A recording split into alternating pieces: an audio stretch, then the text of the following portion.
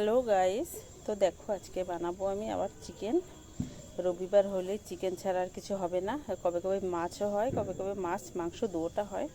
তা আজকে বাচ্চাদের বায়না, না মাছ খাওয়া হবে না, মাছ আজকে আনবা না, আজকে চিকেন করবা। তো চিকেনটা ধুয়ে পরিষ্কার করে রেখেছি, আর এদিকে এখন মশলাগুলো রেডি করি। আলুটা কেটেছি, আলু পেঁয়াজ রসুন সব রেডি করতে একটু সময় লাগে। এখন সবগুলো রেডি করে নিচ্ছি, তারপর রান্নাটা বসাবো। আজকে চিকেনটা একটু ঝোল করব না, মাখা মাখা করব। তো মশলা বেশি মশলা দিয়ে, অনেক মশলা থাকবে ভিতরে, ওরকম করেই করব, দই দিয়ে রান্না করব। তা দেখতে থাকো ভিডিওটা, আশা করি তোমাদের ভালো লাগবে। আর ভালো লাগলে একটা লাইক কমেন্ট করে দিও। ঠিক আছে, এখন রান্নাটা আরম্ভ করি। সব কিছু কাটাকাটি রেডি হয়ে গেছে, এখন রান্নাটা বসাবো। যে তেল গরম হয়ে গেছে, গোটা গরম মশলা দিয়ে এলাম, আর জিরা তেজপাতা শুকনো লঙ্কা দিয়ে এই যে পেঁয়াজগুলো এখন দিয়ে দিলাম। এখন পেঁয়াজটা কিছু সময় ভাজা করার পরে একটু আদা রসুনের পেস্ট একটু দিলাম। আজকে আদা রসুনের পেস্ট দিয়ে রান্না হবে। আজকে আমি আর আদা রসুনটা বাটা করিনি, এটা দিয়ে রান্না হবে। এটা দিয়ে কিছু সময় ভাজা করে নেওয়ার পরে দিয়ে দিলাম লবণ 2 চামচ পুরো দেয়নি, একটু কম দিয়েছি। 1 চামচ হলুদ দিয়েছি, আর লঙ্কার গুঁড়ো 1.5 চামচ দিলাম, আর ধনে জিরের গুঁড়ো দিলাম 2 চামচ। এখানে 1 কিলো চিকেন আছে, তো সেই হিসাবে মশলাপাতি একটু বেশি দিতে হবে। সব মশলাগুলো দিয়ে এখন আমি এটা ভালো করে কষিয়ে নেব।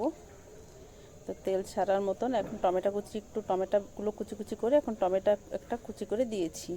আর এখন এর ভিতরে দিলাম একটু কাশ্মীরি লঙ্কার গুঁড়ো, তারপরে দিলাম একটু 2 চামচের মতন দইটা দিয়ে একটু ভালো করে ফেটে নিতে হবে, নাহলে দইটা আবার ছাড়া ছাড়া হয়ে যাবে, ছানার মতন কেটে যাবে। দইটা দেওয়ার পর একটু ভালো করে মশলাটা কন্টিনিউ ঘটতে হবে।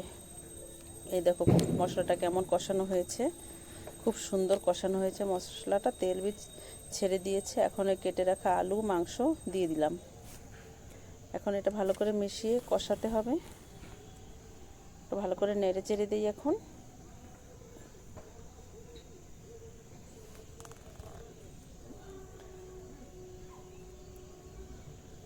এখন এইভাবে নাড়াচাড়া করে তারপরে ঢেকে রাখবো।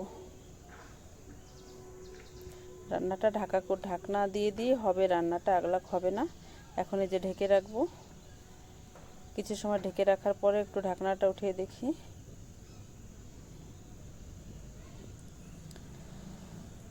এখন আবার একটু নাড়াচাড়া দিয়ে আবার ঢেকে রাখবো।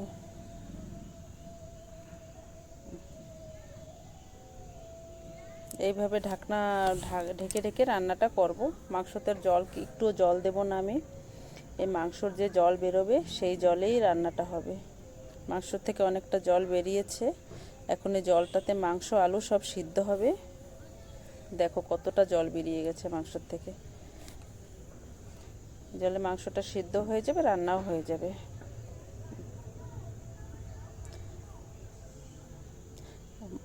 উপরের ঘর তো, জানলা থেকে ভীষণ হাওয়া আসে, তো গ্যাসটা পুরো এদিকে ভিতরে আসে। এই দেখো জলটা শুকিয়ে মাংসর থেকে কত তেল বেরিয়েছে, দেখো দেখতে কত সুন্দর মাটনের মতন হয়েছে মাংসটা। দেখো কত সুন্দর হয়েছে, খেতেও দারুণ হয়েছিল। এখন একটু 1 চামচ গরম মশলা দিয়ে এটা এখন আর কিছু সময় একটু চুলার উপর রেখে তারপরে নামিয়ে রাখবো। এখন আরেকটু গরম মশলা দিয়েছি, এখন একটু নাড়াচাড়া করে গ্যাসের আগুনটা পুরো সিম করে দিয়ে রেখে দেব। মাংসটা কষায় খেতে গেলে এরকম ধীরে ধীরে অনেক সময় ধরে ঢেকে ঢেকে রান্না করলে মাংসটা সুন্দর সিদ্ধ হয়, খেতেও ভালো লাগে। আর মাংসের ভিতর থেকে তেলটা অনেকটা ছেড়ে দেয়, খেতে অনেক সুন্দর হয়। আর ভিডিওটা ভালো লাগলে একটা লাইক কমেন্ট করে দিও। আবার ঢেকে রেখেছিলাম, আবার ঢাকনা উঠিয়ে দেখো মাংসতে পুরো তেল ভরে গেছে। এখন